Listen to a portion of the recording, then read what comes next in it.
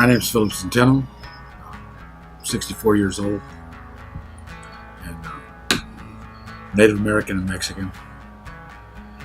Growing up, I was raised more Mexican than Native American as a youth. And then, in my later years in life, I guess they call it the heartbeat of the people is the drum, and that brought me back to my spirituality, back to the sweat lodge, back to my Native American roots. I decided I wanted a boat.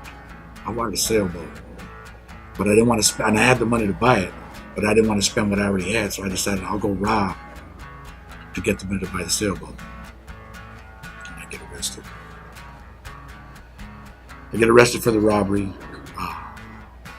Then what happens is that the day I get sentenced for the robbery, I'm in a holding cell and get in a fight with another gentleman. And 4 days later, he dies. One of the punches hit him in the throat, and I crushed his larynx. He went into a coma and he died 4 days later. I've got no hope. I don't care. There came a point one day I was scheduled for a conjugal visit, which is a family visit that you get to spend some time with your wife and your children, or a family member.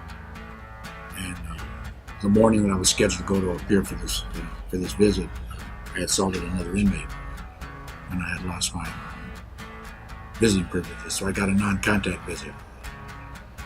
And non-contact means that there was a glass between you and your visitor.